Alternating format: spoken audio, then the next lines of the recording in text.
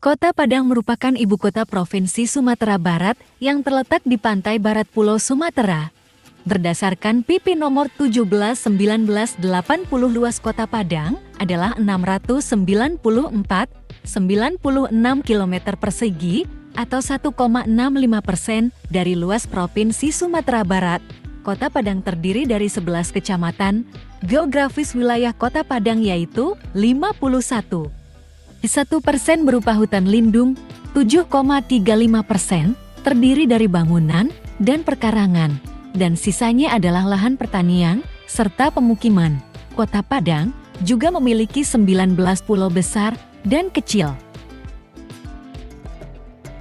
Tapi tahukah kamu siapa penduduk asli Kota Padang sebenarnya? Dan tahukah kamu fakta unik lainnya di balik sejarah berdirinya Kota Padang?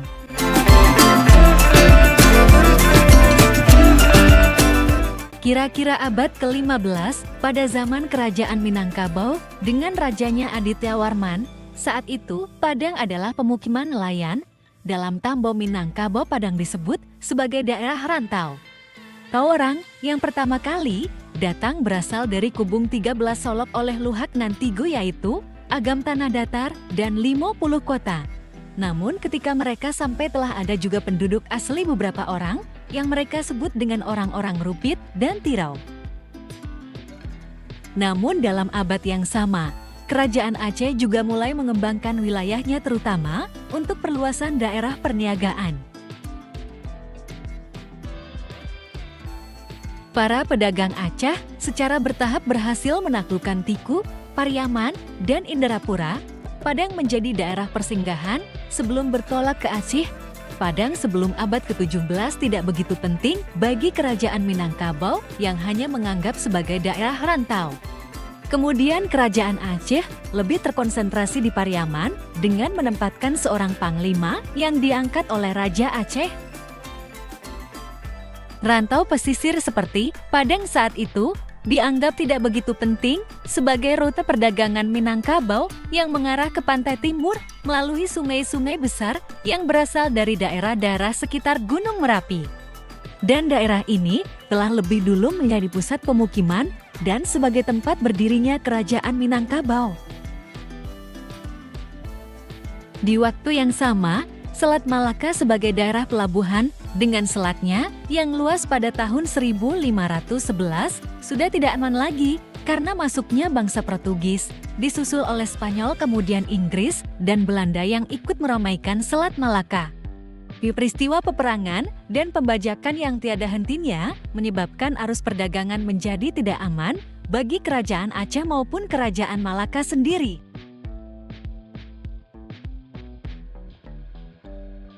Kawasan pesisir di pantai barat Sumatera kemudian menjadi pilihan terbaik dan teraman karena para bangsa asing itu belum mengetahui persis kalau masih adanya daerah di samping Malaka. Awalnya, Kerajaan Aceh sengaja mengabaikannya karena masih beranggapan bahwa Malaka adalah daerah prospektif. Namun ketika tidak menguntungkan lagi, maka harus mengambil pilihan kedua yaitu pesisir barat. Kerajaan Aceh yang berada di ujung Pulau Sumatera dari segi topografinya lebih diuntungkan untuk menjangkau pantai barat walaupun sebagian besarnya dikuasai oleh Kerajaan Minangkabau. Akibat pengalihan ini, muara-muara di sepanjang pantai barat tumbuh menjadi pelabuhan dagang, pelabuhan Tiku, daerah Pariaman, dan pelabuhan Indrapura lebih dulu berkembang karena dekat dengan sentral komoditi yaitu lada di bagian utara dan emas di selatan. Pada awalnya, pelabuhan itu berada di bawah pengawasan dan kekuasaan Raja Muda yang diangkat Adityawarman di Pagaruyung. Namun karena pendekatan dagang orang Aceh itu sejalan dengan mensiarkan ajaran agama Islam, maka secara berangsur Raja-Raja Muda itu mulai berpihak kepada Kerajaan Aceh dan melepaskan diri dari Kerajaan Pagaruyung. Pada masa Aceh ini, Padang dibagi atas 3 daerah yaitu Padang, Pao, dan Kota Tengah. Pada tahun 1616, Belanda dan Inggris juga sudah mulai mendarat di muara-muara pelabuhan tersebut. Kondisi ini mengharuskan kerajaan Aceh untuk menempatkan wakilnya di semua pelabuhan, akan tetapi di Padang tidak dengan penguasaan penuh, walaupun Padang oleh Aceh dianggap tidak begitu penting.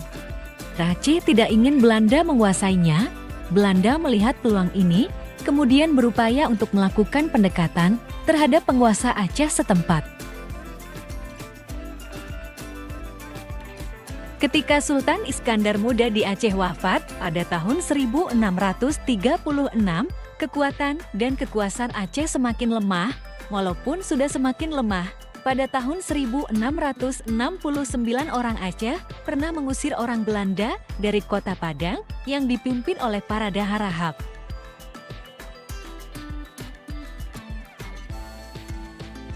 Pada tahun 1660 Raja-Raja Muda yang semulanya menentang Pagaruyung kemudian berpihak ke Aceh.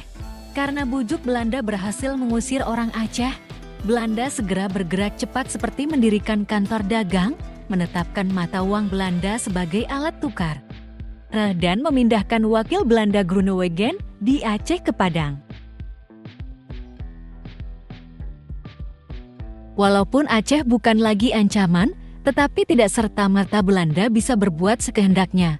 Pengaruh dan kekuatan Pagaruyung masih dominan dan dianggap penghalang untuk meluaskan monopoli dagang Belanda.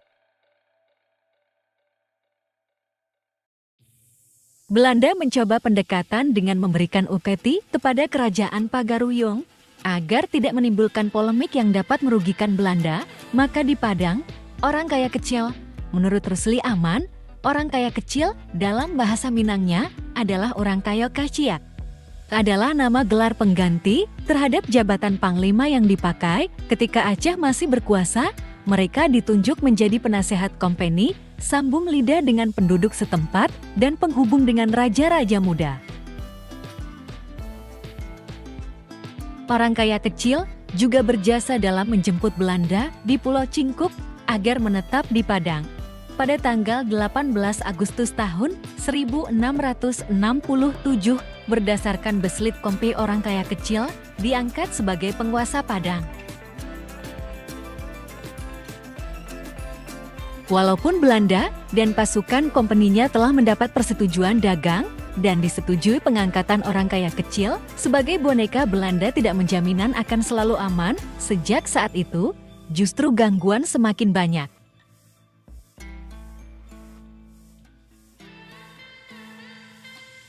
Menurut Gusti Adnan, loji atau lege dalam bahasa Prancis berarti tempat tinggal, kantor atau gudang. Pembangunannya mulai dirintis sejak tahun 1606 dan selesai pada perempat terakhir abad ke-17. Loji tersebut berlokasi di Muara Batang Arau. Loji ini termasuk yang terbesar di kawasan barat Sumatera.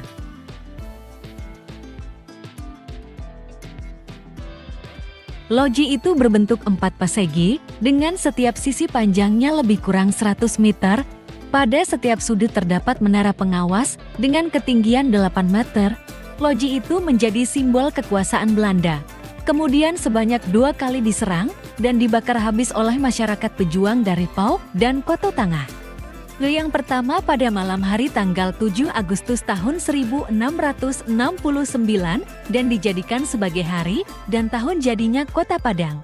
Serangan kedua terjadi pada tahun 1870.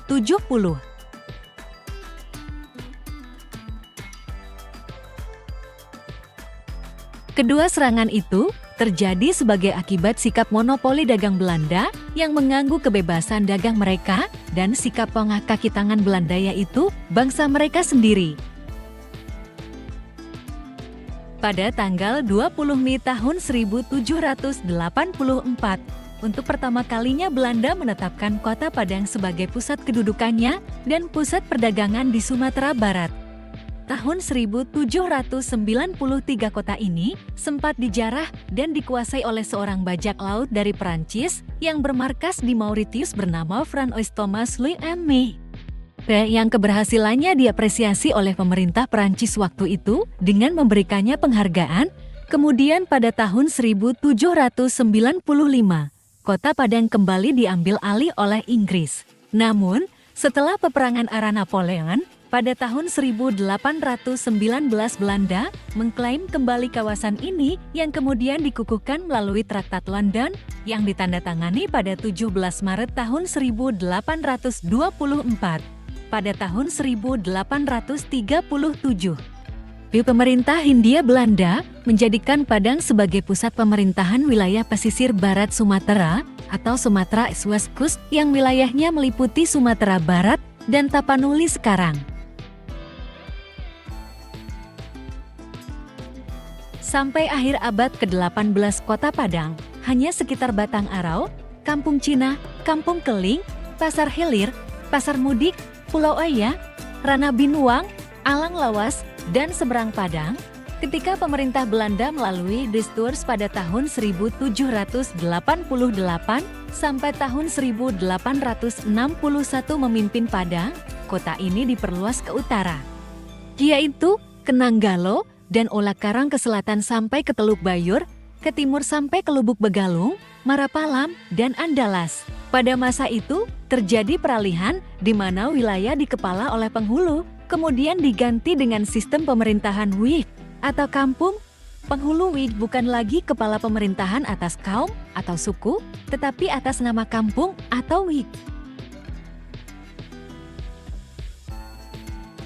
Pemekaran selanjutnya daerah kota, kemudian diperluas dengan membentuk Wik 9 yaitu Lubuk Begalung, Sungai Barameh, Parak Laweh, dan Gurun Laweh. Kesemua penghulu Wik tersebut bergabung dalam satu dewan yang bernama Dewan Penghulu Wik yang diketuai oleh seorang regen yang diangkat oleh pemerintah Hindia Belanda. Regen didampingi oleh seorang wakil. Dalam beberapa literatur, tercatat wakil regen ini memiliki jabatan yang bernama Bandaro, Pekadi, dan Imam. Pada tahun 1905, berdasarkan ordonansi Gubernur Jenderal Hindia Belanda April tahun 1905 batas-batas kota Padang ditetapkan, kemudian berdasarkan lembaran negara Nom. 321 tahun 1913, daerah di kota Padang dibagi atas 7 distrik. Ketujuh distrik itu disebut juga Luhak yang dikepala oleh seorang asisten residen, tapi dalam keseharian dikenal juga dengan nama Tuan Puluak. Di samping ketujuh distrik tersebut, kota Padang juga dibedakan atas 2 bagian yaitu Padang Kota, di dalamnya terdapat distrik Tanah Tinggi, Batang Arau, dan Binuang, dan Padang Luar Kota yaitu distrik Koto Tengah, Pau 9, Sungkai, dan Pau 5. Menjelang masuknya tentara pendudukan Jepang pada 17 Maret tahun 1942, kota Padang telah ditinggalkan begitu saja oleh Belanda. Karena kepanikan mereka, pada saat bersamaan Soekarno sempat tertahan di kota ini karena pihak Belanda waktu itu ingin membawanya turut serta melarikan diri ke Australia. Kemudian, Panglima Angkatan Darat Jepang untuk Sumatera menemuinya untuk merundingkan nasib Indonesia selanjutnya. Setelah Jepang dapat mengendalikan situasi, kota ini kemudian dijadikan sebagai kota administratif untuk urusan pembangunan dan pekerjaan umum. Berita kemerdekaan Indonesia pada 17 Agustus tahun 1945 baru sampai ke kota Padang sekitar akhir bulan Agustus. Namun pada 10 Oktober tahun 1945 tentara sekutu telah masuk ke kota Padang melalui pelabuhan Teluk Bayur dan kemudian kota ini diduduki selama 15 bulan. Pada 9 Maret tahun 1950, kota Padang dikembalikan ke tangan Republik Indonesia setelah sebelumnya menjadi negara bagian RI melalui surat keputusan Presiden Republik Indonesia Serikat RI nomor 111. Kemudian, berdasarkan Undang-Undang Nomor 225 Tahun 1948, Gubernur Sumatera Tengah waktu itu melalui Surat Keputusan Nomor 65 JP 50 pada 15 Agustus tahun 1950 menetapkan perluasan wilayah Kota Padang. Pada 29 Mei tahun 1958, Gubernur Sumatera Barat melalui Surat Keputusan Nomor 1/D-PD- tahun 1958 secara de facto menetapkan Padang menjadi ibu kota Provinsi Sumatera Barat dan secara de jure pada tahun 1975. Yang ditandai dengan keluarnya Undang-Undang Nomor 5 Tahun 1974 tentang pokok-pokok pemerintahan di daerah. Melalui ketetapan Gubernur Sumatera Barat tanggal 17 Mei tahun 1946 nomor 103 Padang ditetapkan menjadi kota besar. Wali kota Padang pertama adalah Emret Abu Bakar Jar dari tahun 1945 sampai tahun 1946 menjabat beberapa bulan saja. Emret Abu Bakar Jar dipindahkan menjadi residen di Sumatera Timur. Selanjutnya Padang dipimpin oleh Bagindo Aziz Can tahun 1946 sampai tahun 1947 yang dikenal sebagai wali kota pejuang. Beliau gugur tanggal 17 Juli tahun 1947 di tangan penjajah Belanda. Setelah Bagindo Aziz Can gugur, Belanda melakukan agresi satu. Akibatnya secara de facto Belanda menguasai Padang. Untuk itu, pemerintahan kota Padang dipindahkan ke Padang Panjang dengan wali kotanya Said Rashad pada tahun 1947. Pemerintahan Said Rashad berlangsung tidak lama karena timbulnya agresi kedua. Wali kota berikutnya adalah Dr. Tadat Hakim dari tahun 1947 sampai tahun 1949 dan memerintah tidak terlalu lama. Setelah pemulihan kedaulatan RI tahun 1949 Padang dipimpin oleh Dr.